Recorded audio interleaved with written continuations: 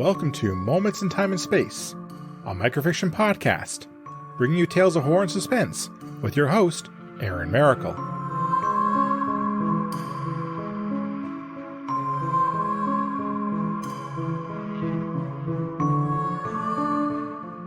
Hello everyone. Some people see sleep as the ultimate escape. It allows our body to rest and our minds to recharge. For others, sleep is a nightmare. It is full of dark fears and terrors that never end. This is the sleep experience that poor Peter has to endure night after night. And it looks like it is once again time for bed. Sleep beckoned for Peter, but he resisted its call. He knew if he gave in and drifted off, the demon would come. When the demon came, along with the creature came torture that did not end until Peter found a way to break out of his slumber. He tossed in his bed and clutched at the sheets around his neck. Peter sought out medical help. He had recognized that what he was experiencing was more than just trouble digesting food too late in the evening. The doctor listened patiently and recommended psychological help. Peter had refused, so he was given something to help him sleep. The first few times he had taken the medicine, Peter slept so deep that the demon had practically stayed all night. Those nights were burned in his mind, and the words the demon had spoken to him were so offensive that they haunted Peter's waking hours. His eyelids were getting heavy, and Peter shook himself awake. Avoiding sleep was an option, and there was a few nights a month where Peter could consume energy drinks to keep himself awake. Those nights, the demon did not come, and his mind was granted some peace. However, his body could not handle that method too often. The lack of sleep made him ill, and energy drinks played havoc with his heart. The demon may have been horrific to look at, but it was quite a pleasant creature. When it first arrived, Peter lay terrified in his bed in a paralytic state. It introduced itself as Yash, explained it had been assigned to torture Peter for some transgression from his youth. When their sessions were over, the demon always made sure Peter was tucked in before he left, and wished him a pleasant evening. The door to his bedroom slowly swung open with a long creak.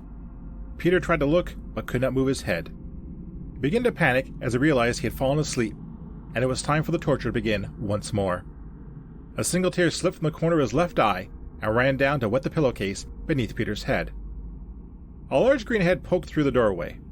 Bulging yellow eyes scanned the room, and the demon rubbed one of its horns before entering. Its nails clicked on the hardwood floor as it grabbed a chair and pulled over to the side of the bed. The demon offered a slightly toothy smile to Peter as it settled into the chair and sighed. "Good evening, Peter. I hope you're doing well," Yash said. "The sooner we start, the sooner we can be done. I hope you're comfy." The demon reached into a satchel that was slung over one of its massive shoulders. A clawed hand rummaged inside and pulled out a pair of black-rimmed glasses. It gently placed the spectacles on the bridge of its sharp nose and carefully adjusted them. It blinked its large eyes once or twice before it rummaged in the satchel once more. "You know, Peter, I do not enjoy this either," Yash explained.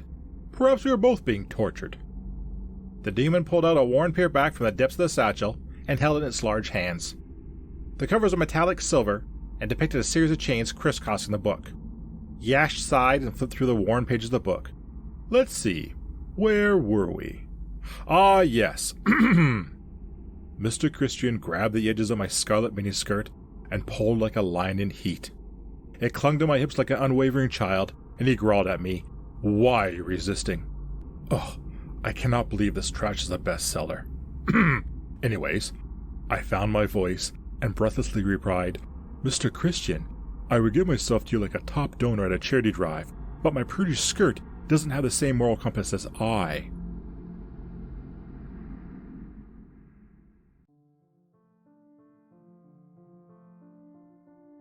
Torture comes in many shades. Thank you for listening.